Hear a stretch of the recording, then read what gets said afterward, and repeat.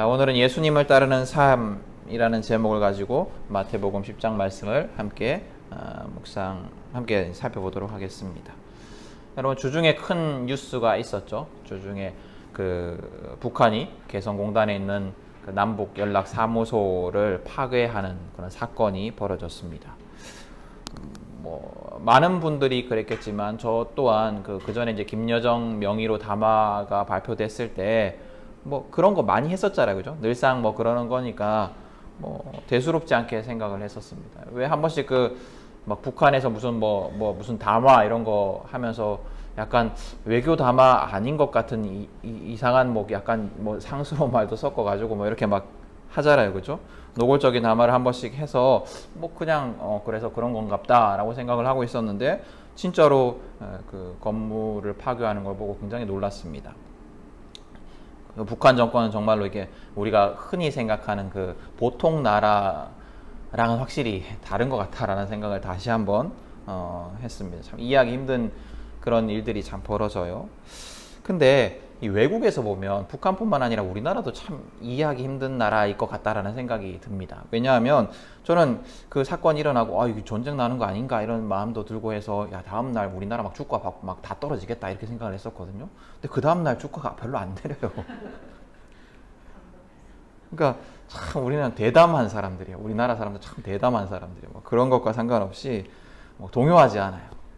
전쟁의 위기가 별로 없는 나라였으면 막 이랬으면 어디 막 사재기하고 막 주가 떨어지고 막 난리가 날 건데 이런 상황들이 익숙하다 보니까 그런지 별일 없을 거다 이런 마음이 있어서 그런지 별로 동요하지 않는 걸 봤습니다.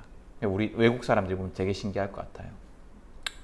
여러분, 걸프 전쟁 기억나세요? 그 이라크가 쿠웨이트 침공해가지고 연합군하고 막 전쟁이 일어났었잖아요. 이게 벌써 오래된 전쟁이에요. 저도 언제 일어났나 싶어서 이렇게 검색을 해보니까 1990년도에 발발을 해서 91년도에 이제 종전 한 1년 동안 전쟁을 치른 그런 이제 전쟁인데, 이 전쟁은 그 이전의 전쟁과는 달리 실시간으로 막 전쟁 장면이 중계가 됐던 그런 전쟁입니다. 저도 그 당시 이제 기억이 이렇게 나거든요. 생생히 나거든요. TV를 보고 있는데 맨 처음에는 전쟁을 하는구나 이러고 있었는데 계속 그 전쟁 장면이 막 보이니까 그 이라크에서 쏜 미사일, 야간의 미사일이 불꽃이 막 이스라엘 민가에 막 떨어지고 이런 장면도 보고 미군 탱크들이 진입해가지고 이라크 쪽으로 가는 장면들 또 무슨 헬기 같은 데서 게임에 나오는 장면 같이 헬기 같은 데서 미사일 쏘아가지고 폭파시키는 그런 거 녹화된 장면들 이런 것들을 봤던 기억이 납니다. 맨 처음에는 제 기억에 어린 제가 그냥 그런 거 보고 있었어요. 근데 어느 순간 이러다가 진짜 세계 대전이 일어나는 거 아닌가 이런 두려움이 확 생기더라고요.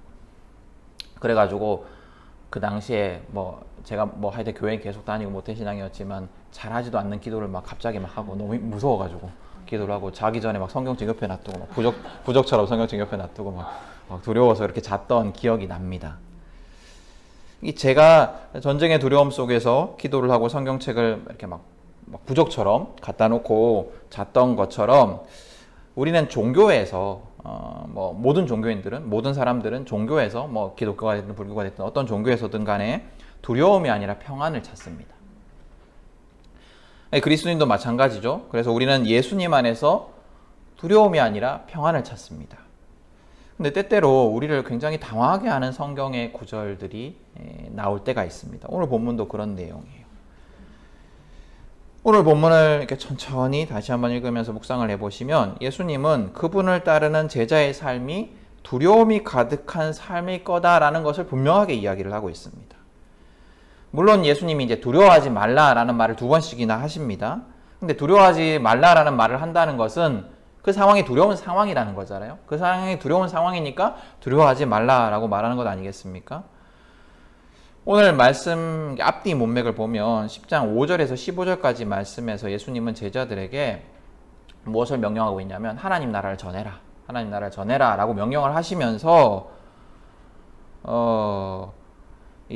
되게 하여튼간에 이게 하나님 나라 전하면 너가 복 받을 거야. 하나님 나라 전하면 너가 천국에 상급을 끌 거야. 이렇게 얘기를 하시는 것이 아니고 굉장히 기대와 다른 얘기를 하십니다. 근데 이 마태복음에서는 하나님 나라라고 표현하지 않고 하늘나라라고 단어를 이렇게 표현하고 있는데 요건 마태복음에서만 나오는 특별한 표현입니다. 대부분 다른 복음서에서는 다 하나님 나라라고 표현을 하는데 마태만 요걸 하늘나라라고 표현을 하고 있어요. 그래서 어쨌거나 하나님 나라입니다. 근데 이제 16절부터 이렇게 말씀을 보면 5장 15절까지 뭐 이렇게 말씀을 보면 10장 말씀을 보면 복음을 전하는 제자들이 복 받을 것이 아니라 박해를 받을 것이다 라고 얘기를 합니다. 근데 그 내용이 굉장히 구체적이에요. 예수님은 복음을 전하는 제자들이 고발당하고 또 매질당하고 또 미움을 받을 것이다 라고 말씀을 하십니다. 그리고 오늘 읽은 본문에서 예수님은 자신이 당하는 것처럼 제자들도 그렇게 당할 것이다 이렇게 말씀을 하십니다. 참 이상하죠, 그죠? 우리가 보통 뭔가를 부탁하거나 뭔가를 명령할 때 이렇게 하지 않잖아요. 너 이거 잘하면 좋은 일 있을 거야. 너 이렇게 교회 잘 섬기면 좋은 일 있을 거야. 너 이렇게 뭔가 헌신하면 좋은 일 있을 거야. 이렇게 얘기를 하지. 야, 너 이렇게 예수님 따라 살아가면, 너 이렇게 헌신하면, 뭔가 교회 일하면 너 완전 막 힘들고 막 미움받고 막 하여튼 그럴 거야. 그래도 해. 이렇게 하진 않잖아요, 그죠? 근데 예수님이 그렇게 명령을 하시는 거예요. 예수님을 따르는 삶 자체가 우리의 자연적인 본성에 별로 좋지 않잖아요. 그러니까 막 매력적이지 않잖아요. 뭐 내 마음대로 막 살고 싶지, 예수님 따라 살고 싶지 않잖아요. 그죠? 그럼에도 불구하고 받는 복이 있다라고 하면 그 복 때문에라도 이제 가게 될 건데, 이거는 우리의 기대와 완전히 다른 가르침을 예수님께서 하고 계시는 거예요. 예수님이 안 그래도 좀 따르기 힘들어 보이는 삶인데, 너 이 삶을 살면 복 받는다 이렇게 말씀하시지 않고, 너 이 삶을 살면 너 아주 두려운 일들이 가득할 거야 이렇게 말씀을 하시는 거예요. 좀 전에도 말씀드렸지만 예수님을 믿는다는 것은 우리가 평안을 얻기 위해서 자라요, 그죠? 대부분의 사람들이 그렇게 생각을 합니다. 근데 우리의 기대와는 완전히 다르게 예수님께서는 두려울 것이다 라고 얘기를 하는 겁니다. 이 의미가 뭘까요? 예수님께서 이렇게 말씀하시는 의미가 뭘까요? 오늘 말씀은 전체적으로 보면 예수님을 따르는 삶에 대해서 이야기를 하고 있습니다. 그래서 오늘 본문을 중심으로 예수님이 따르는 삶이 어떤 삶인가 세 가지를 살펴보려고 해요. 그러면서 예수님의 의미를 한번 묵상해 보도록 하겠습니다. 예수님을 따르는 삶, 오늘 성경이 말하는 예수님을 따르는 삶, 첫 번째는 진리를 선포하고 전하는 삶이다 이렇게 얘기를 하고 있습니다. 첫 번째 예수님을 따르는 삶은 진리를 선포하고 전하는 삶이다. 여러분, 이 구원받은 자랑 제자는 다른 의미일까요? 구원받은 자랑 제자는 다른 의미일까요? 뭐 예를 들어서 구원받은 것은 레벨 1, 그 다음 제자는 레벨 2, 뭐 이런 걸까요? 그런 게 아니에요, 그죠? 우리는 흔히 구원받은 것과 제자의 삶은 좀 다르다고 생각을 합니다. 제자는 좀 더 높은 단계라고 생각을 합니다. 근데 그렇지가 않습니다. 구원받은 자는 곧 제자의 삶으로 부르심을 받은 자들입니다. 근데 우리는 그 두 개를 분리하고 싶은 그런 유혹을 받아요. 그 두 개. 왜냐하면 제자는 왠지 부담스럽거든요. 예수님을 따라 살아가는 사람, 이건 좀 부담스럽고, 그냥 좀 편하게 예수님을 구원자로 고백하고 이렇게 좀 뭐 그냥 이렇게 설렁설렁 신앙생활 하다가 천국 가면 그게 좋지, 뭘 또 막 예수님을 따라서 막 하면 막 해야 할 일도 많고 제약도 많아 보입니다. 그죠? 그러니까 그게 딱 좋아 보여요. 우리는 우리 지금 보통 그렇잖아요. 막 주일 예배 이렇게 딱 드리고 나면 그 시간, 나머지 시간들 다 내 마음대로 살아가잖아요. 그냥 내 좋을 대로 살아가잖아요. 그죠? 그래서 또 뭐 그러다가 뭐 인생을 살아가서 좀 어려운 일이 겹치면 뭐 건강을 잃거나 뭐 가족에 문제가 생기거나 뭐 돈이 어렵거나 이렇게 생기면은 또 한번 기도하고 막 간절히 기도하고 막 하나님 막 찾다가 해결되고 나면은 그건 또 언제 있었다는 듯이 또 내 마음대로 막 살아갑니다. 우린 다 그래요. 저도 그럴 때가 많고 그래요. 그래서 그렇게 신앙생활 하는 게 우리에게 굉장히 매력적이에요. 그죠? 매력적이에요. 근데 그렇게 편하고 대충 신앙생활을 하고 싶어하는 우리에게는 불행하게도 구원과 제자의 삶은 아주 긴밀하게 연결이 되어 있습니다. 분리될 수가 없습니다. 우리가 구원받은 자라는 것은 우리가 예수님을 따르는 제자의 삶을 살아가는 자다라는 의미입니다. 그리고 제자의 삶은 진리를 선포하고 전하는 삶입니다. 구원받은 우리는 하나님이 통치하시는 나라, 하나님의 나라가 이 땅에 왔고 이 땅에 임재했고 그 나라에 들어가기 위한 길은 예수님밖에 없다. 우리를 죽기까지 사랑하신 그 예수님을 통해서 우리는 하나님 나라에 속한 삶, 하나님과 온전히 함께하는 삶, 완전한 행복의 삶을 누릴 것이다 라는 그 복음을 전할 수밖에 없는 자들입니다. 여기에서 말하는 복음은 단순히 교회와 예수님 믿어 이렇게 말하는 것 이상입니다. 그것을 포함하여서 더 큰 것을 얘기하는 거예요. 삶을 통해서 전해지는 그 복음 전체를 얘기하는 겁니다. 우리가 삶을 통해서 예수님을 따르는 삶을 통해서 전해지는 예수님의 모든 것, 그게 다 복음이에요. 그래서 복음을 전한다, 복음을 전해라라고 하면 그냥 뭐 입으로는 복음을 전하는데 막 삶은 그렇지 않은 것, 이건 복음을 전하는 게 아니라는 거죠. 우리 그런 모습들 보잖아요. 입으로는 복음을 전한다라는 교회가 막 알박기를 해요. 막 재건축해야 되는데 막 재건축 조합에서 실제로 있는 사건이죠. 재건축 조합에서 80몇억 준다고 하고 또 막 하도 안 나간다 하니까 그럼 종교부지를 무상으로 줄게. 종교부지 무상 주고 80몇억 줄게 이러니까 안 된다. 우리는 500 몇십억 받아야 된다 이러면서 막 알박기 하는 교회가 있어요. 뭐 그런 교회라든지 그렇게 한다거나 입으로는 복음을 전한다고 하면서 또 입으로는 복음을 전한다고 하면서 막 믿는 사람이 사기를 친다거나 또 입으로는 복음을 전한다고 하면서 악한 삶을 살아간다면 그건 입으로는 뭔가를 하는 것 같아 보이지만 절대 복음을 전하는 삶이 아니죠. 우리의 본이 되시는, 우리의 스승이 되시는 예수님은 하나님 나라를 전하셨습니다. 우리가 따라야 되는 모델, 우리가 따라야 되는 그분, 우리가 제자로서 닮아야 하는 스승 되신 그분은 하나님 나라를 삶을 통해서 전하셨어요. 온 삶을 통해서. 3년이라는 짧은 시간 동안 모든 것을 부어서 탈진하시기까지 복음을 전하셨습니다. 이 비유가 완전히 막 아주 좋은 비유는 아닌데 아주 적절한 비유는 아니지만 마치 그 매미 있잖아요. 매미가 종류에 따라서 그 알에서 부화해서 한 4년에서 7년 동안 땅속에 있다 하잖아요. 있대요. 땅속에서 애벌레 상태로 있다가 그 우리가 아는 매미 그 모양으로 딱 나와가지고 한철 막 울다가 죽어버려요. 그러니까 그 한철을 위해서 4년에서 7년을 막 하다가 막 불태우고 죽어버리는 거죠. 온 삶을 불태우고 막 그러니까 얼마나 열심히 울겠어요. 온 삶을 불태우는 그런 울부짖음이니까. 그렇게 이제 죽음을 맞이했듯이 태초부터 하나님과 함께 하시며 또 세상을 사랑하시고 우리를 사랑하셨던 예수님은 성육신하셔서 인간으로서의 그 짧은 생애 동안에 온 인류의 구원을 위해서 그분의 삶을 불태우셨습니다. 물론 매미와 달리 예수님께서 죽고 끝나지 않으셨어요. 그죠?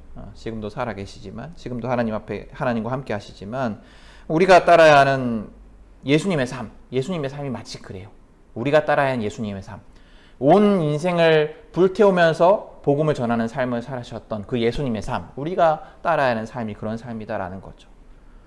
그리고 그 예수님은 12제자들에게 또 12제자보다 또 12제자 외에도 예수님의 제자들이 이렇게 있었거든요. 40문도 뭐 이런 제자들이 있었는데 그분을 따르던 예수님 당시의 그 제자들에게 그리고 지금까지 존재했던 모든 믿음의 사람들에게 그리고 우리에게 예수님의 복음을 전하라 라고 명령하십니다. 제자가 스승을 닮아야 하듯이 스승처럼 살아야 하듯이 그렇게 예수님을 따라서 복음을 전하라 라고 예수님께서는 우리에게 명령하십니다. 그렇기 때문에 구원받은 우리가 마땅히 살아야 하는 그 예수님을 따르는 첫 번째 삶은 진리를 선포하고 전하는 삶입니다. 두 번째 예수님을 따르는 삶은 예수님처럼 고난을 각오해야 하는 삶이다 라고 성경은 얘기를 하고 있습니다. 두 번째 예수님을 따르는 삶은 예수님처럼 고난을 각오해야 하는 삶입니다. 오늘 본문 25절에 보면 바알세불이라는 단어가 나와요. 이 단어가 어떤 뜻이냐면 귀신들의 우두머리 이런 뜻입니다. 이게 어디에 나오냐면 오늘 성경 말고 다른데 어디에 나오냐면 바리새인들이 예수님을 보고 조롱하면서 한 얘기예요. 예수님 막 병을 고치는 걸 보고 저 사람이 바알세불인가 보다. 어떻게 귀신들을 다 쫓아내냐. 귀신들을 쫓아내려면 그 귀신들이 우두머리쯤 돼야 되는 거 아니야. 이렇게 조롱하던 얘기입니다. 그걸 이제 얘기를 하시면서 이렇게 25절에 보면 이렇게 말씀을 하시죠. 그들이 집주인을 바알세불이라고 불렀거든 하물며 그 집 사람들에게야 얼마나 더 심하겠느냐. 이 말은 무슨 의미냐면 예수님을 바알세불이라고 부르면서 조롱하고 박해했듯이 사람들이 그렇게 제자들에게도 똑같이 할 것이다 라는 겁니다. 앞서도 말씀드렸지만 예수님은 제자들에게 너희들이 복음을 전하면 고발을 당하고 매질을 당하고 또 미움을 당할 것이다 라고 말씀을 하셨습니다. 근데 그럼에도 불구하고 그 삶을 살아라 라고 명령하십니다. 그러니까 바알세불이라고 조롱당할 것이지만 그래도 복음을 전하라고 다시 한번 말씀을 하시는 겁니다. 고난의 삶이지만 그 삶, 복음을 전하는 삶을 살아라고 명령을 하십니다. 제가 이제 대학 다닐 때 그 수업 중에 그 전설이나 민담 이런 거를 조사하러 다니는 수업이 있어요. 그걸 이제 어르신들이 돌아가시기 전에 막 모아가지고 이제 그 기록을 해놓는 거예요. 그러면 이제 그 자료로 남는 그런 수업들이 있습니다. 그래서 조를 짜서 시골을 다니면서 이제 이야기들을 막 채집을 하는데 가보면 참 어르신들이 참 잘해줘요. 하여튼 간에 막 그 학생들이 왔다고 대학생들이 왔다고 되게 잘해주시는데 한 번은 어르신을 만났는데 저기 저 뒷산에 올라가면 아주 막 유명한 장군이 그렇게 쾅 디뎠던 그 바위가 있어가지고 발자국이 딱 남아있다 이렇게 말씀을 하시는 거예요. 아주 좋은 이야기거리잖아요. 그래서 사진을 찍어야 했기에 이제 어르신한테 물었어요. 얼마 정도 올라가면 거기에 있나요? 그러니까 한 10분만 올라가면 된다는 거예요. 10분 정도면 따라 올라가서 찍고 와야 되잖아. 한 1시간 30분 이렇다 하면 못 가지만. 그래서 좀 안내를 해주세요 하면서 막 따라갔어요. 근데 진짜 한 10분에서 15분 딱 걸렸거든요. 그랬는데 이 어르신이 막 산을 뛰어 올라가시는 거예요. 막 시간은 좀 맞기는 맞았는데 산을 거의 막 뛰어 올라가시는 거예요. 그렇게 뛰어서 10분이었으면 고민을 좀 했을 건데. 그래가지고 막 그 동기랑 둘이서 막 정말 헥헥거리면서 올라갔다가 이제 내려왔던 기억이 있습니다. 이 등산을 하다 보면 그런 분들이 있어요. 그죠? 이렇게 올라가다가 내려오는 분한테 물어보면 얼마 정도 남았어요? 이러면은 얼마 안 남았어. 막 조금만 올라가면 돼. 이렇게 말씀을 하시잖아요. 근데 실제로 올라가 보면 한참 걸려요. 그죠? 그게 뭐 본인 기준으로 말씀을 하셨겠죠. 그죠? 아까 뛰어다니시던 할아버지처럼. 그래도 이제 얼마 안 남았다라는 얘기를 들으면 우리가 좀 힘을 얻어가지고 조금만 올라가면 저기만 넘어가면 되겠지라는 마음을 가지고 올라갑니다. 예전에 부모님들도 막 그랬잖아요. 막 뭐 이 같은 거 뺄 때 하나도 안 아파서 쭉 빼면 아프긴 아픈데 하여튼 간에 안 아프다는 소리에 뭐 이렇게 반쯤 속아가지고 뭐 빼기도 하고 주사 같은 거 맞출 때도 그죠? 하나도 안 아프다. 요새는 그 간호사 선생님이나 의사 선생님이 냉정해요. 따끔해요, 아파요, 뭐 이렇게 얘기를 해주는데 옛날에는 하여튼 안 아프다고 무조건 안 아프다고 찔러넣어 아프고 막 이랬어요, 그죠? 근데 거짓말이긴 하지만 어쨌거나 찔리기 전까지의 두려움을 줄여주는 어떤 효과가 있었습니다. 아이고야, 또 넘어가. 근데 예수님은 우리를 적당히 속이실 생각이 하나도 없으세요. 절대 뭐 거짓말 하지 않으세요. 고난을 당할 것이다. 그 고난이 쉽지 않을 것이다. 라고 말씀을 하시면서 그 삶을 따라오라 라고 명령을 하십니다. 그렇게 하면 누가 예수님을 따르는 삶을 살 수 있겠어요. 그죠? 저부터도 예수님 따르는 삶 살기 쉽지 않을 것 같아요. 근데도 그렇게 말씀을 하시는. 왜 그 예수님께서 이렇게 이거 하여튼 그렇게 명령을 하시는 걸까요? 하나도 막 너무 노골적으로 두려울 것이다 라고 말씀을 하실까요? 왜 이렇게 말씀을 하시냐면 고난보다 더 큰 뭔가가 있기 때문이에요. 고난보다 더 큰 뭔가가. 예수님은 뭘 얘기를 하시냐면 예수님은 우리를 잘 하시고 보호하시는 하나님 때문에 그 고난의 삶이 두려워할 필요가 없다라고 말씀을 하십니다. 고난보다 더 큰 하나님이 있기 때문에 두려워할 필요가 없다라고 말씀을 하시는 거예요. 예수님의 말씀은 이런 거예요. 니들이 고난이 심할 건데 이 고난 다 겪어내면 니들이 어떻게든 다 막 이렇게 막 피해를 철철 흘리든 멀든 이 고난을 겪어내면 복 받을 거야 이렇게 말씀하시는 것이 아니고 니들이 고난 받을 때 니들만 있는 게 아니고 하나님이 널 보호하신다. 고난 받을 때 네가 그냥 네 혼자 피 철철 흘리면서 막 부러지고 막 두들겨 맞고 이러는 게 아니고 하나님이 그때 너희를 보호하신다라고 말씀을 하시는 겁니다. 그래서 너희 두려워할 필요 없다라고 말씀을 하시는 겁니다. 예수님이 그렇게 말씀을 하시면서 두 가지 이유를 들어요. 두려워할 필요가 없다라는 말씀을 하시면서 두 가지 이유를 듭니다. 첫 번째로는 너희가 예수님을 따라 살아가면 박해하는 이들이 있을 건데 이 박해하는 이들은 몸은 죽일지라도 영혼을 죽이지 못한다. 그렇기 때문에 두려워할 필요가 없다라고 말씀을 하십니다. 이 몸을 죽일지라도 영혼을 죽이지 못한다라는 말은 무슨 의미냐면 육체의 생명은 뺏을 수 있지만 그 사람의 본질, 그 사람의 영원한 생명, 우리 죽고 난 다음에 영원한 생명이 있다라고 믿잖아요. 그 영원한 생명을 뺏을 수는 없다라는 겁니다. 왜냐하면 이 영원한 생명, 그 우리의 본질의 생사는 사람에게 달려있는 것이 아니고 또 사탄에게 달려있는 것이 아니고 하나님에게 달려있기 때문이에요. 그래서 예수님은 몸의 생명을 빼앗을 수 있는 자들을 두려워하지 말고 몸과 영혼, 즉 영원한 생명까지 주관하시는 그 하나님을 두려워하라 라고 말씀을 하십니다. 우리가 아무리 큰 고난을 당해도 이 땅의 생명을 뺏을 수 있을 뿐이지, 최악의 경우 이 땅의 생명을 뺏을 수 있을 뿐이지 우리 영원한 생명까지는 뺏을 수 없다라는 겁니다.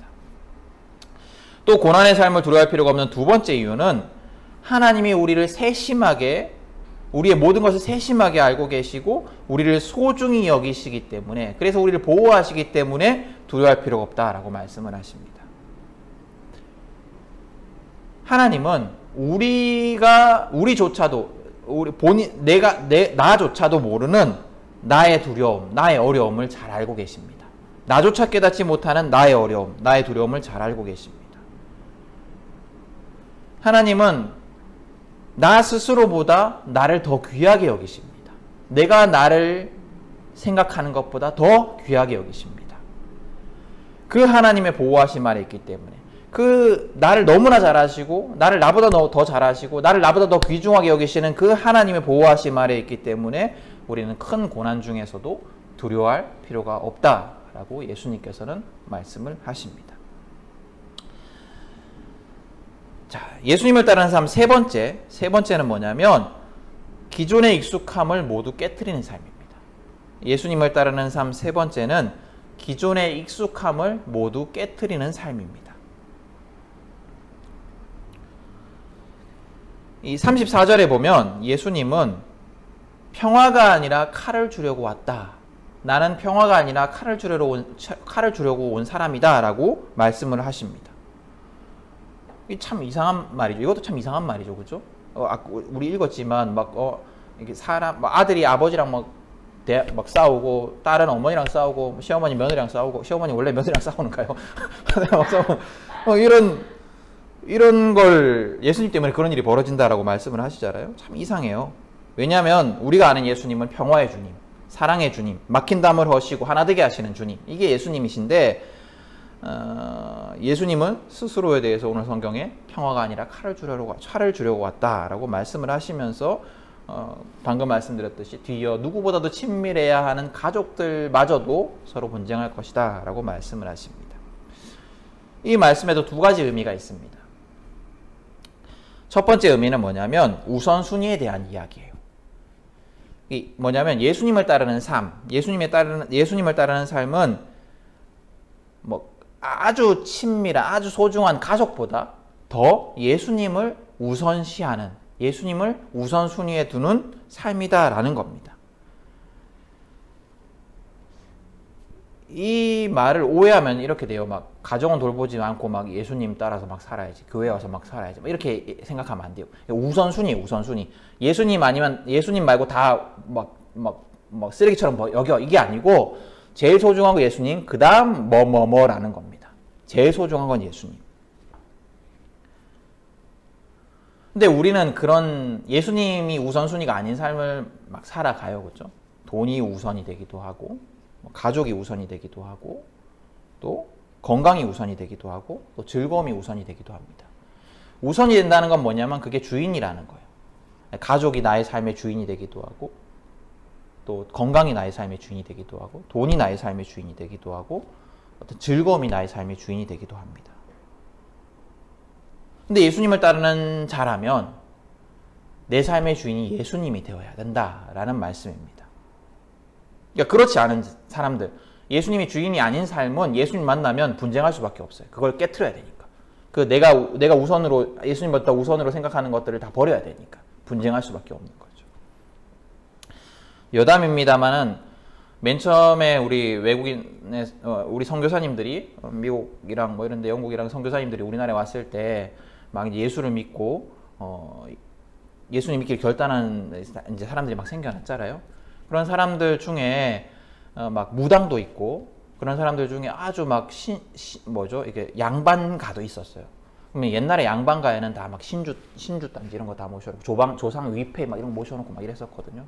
또 무당들은 막 그 무당하는 도구들 또 막 부적들 이런 거 막 있었을 거 아니에요.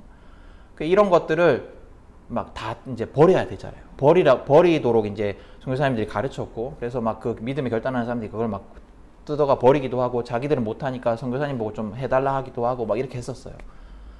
그러면 무슨 일이 벌어져요? 분쟁이 벌어지죠, 그죠? 우선순위를 바꾸니까 막 문중에서는 막 이 사람을 막 쫓아내기도 하고 막 이런 일들이 벌어지는 거예요. 또 뭐 무당들도 막 그렇게 되면 어쨌거나 그 귀신들과의 싸움이 또 벌어지는 거고죠. 그러니까 예수님을 따르는 삶을 결단하게 되면, 예수님이 우선순위가 되면 이런 일들이 벌어질 수밖에 없다라는 거예요. 우리의 삶 속에 예수님이 아닌 우선순위들이 사라지는 근데 사라지는 것이 쉽게 사라지지 않으니까 이게 분쟁이 된다라는 겁니다. 두 번째로 예수님이 평화가 아니라 칼을 주러 왔다라는 말씀의 의미는, 예수님은 우리가 당연하게 여기는 것들, 그런 것들을 당연하지 않게 만드시는 분이다라는 겁니다. 이 예수님은 그 당시의 모든 사람들에게 왕따였어요, 사실은. 종교 권력도 그렇고 또 정치 권력도 그렇고 다 예수님을 싫어했어요. 근데 우리는 알죠. 예수님이 왕따당한 게 아니고 예수님이 다 왕따시킨 거긴 한데 예수님은 왕따였었어요. 그러니까 예수님 이상한 놈이었어요. 유대교 정교 지도자들도 보니까 이상한 놈이고, 또 정치 권력을 추구하던 사람들도 보니까 이상한 놈이었어요. 누구에게도 환영받지 못했습니다. 왜냐하면 예수님은 세상의 가치관, 그 종교의 가치관, 그 당시 종교의 가치관, 그 당시 세상의 가치관과 완전히 다른 삶을 사셨기 때문이에요. 그리고 완전히 다른 가치관을 가르쳐 주셨기 때문입니다. 그래서 환영받지 못했습니다. 또 예수님뿐만 아니라 예수님을 따르는 자들의 삶은 늘 그랬어요. 예수님 당시에도, 또 초대교회 때에도, 또 그 이후에도. 그러니까 기독교가 로마를 공인하기 전까지 우리 초대교회의 모든 신자들은 세상으로부터 환영받지 못하는 자들이었습니다. 왜냐하면 로마 제국의 가치관과 너무나 다른 생각과 삶을 살았기 때문에. 그렇기 때문에 분쟁도 일어나고 박해도 받았습니다. 지금도 마찬가지입니다. 우리가 예수님을 따라 살아간다라는 것, 우리가 예수님을 따르는 삶을 산다는 것은 우리에게 익숙하고 편한 가치관을 깨트리는 거예요. 그리고 예수님을 따르는 예수님의 가치관으로 새롭게 살아가는 겁니다. 그렇기 때문에 예수님을 따르는 자들은 늘 뭔가 개혁적이어야 돼요. 뭔가 자꾸 변화를 일으켜야 돼요. 익숙한 것을 버리고 새로워져야 합니다. 예수님을 따르는 삶은 그렇기 때문에 자연스러운 삶이 아니에요. 우리는 자연적으로, 우리 인간은 자연적으로 예수님과 상관없는 삶을 살고 싶어 해요. 자연적으로. 가만히 놔두고 너 하고 싶은 대로 해 이러면 예수님을 안 찾아요, 우리가. 여러분들 뭐 주일 예배 너 한 번씩 빠지기 시작해가지고 한 1년 빠져봐요. 그러면은 예수님을 찾지 않아요. 그게 자연스러운 거예요. 우리는 그냥 그래요.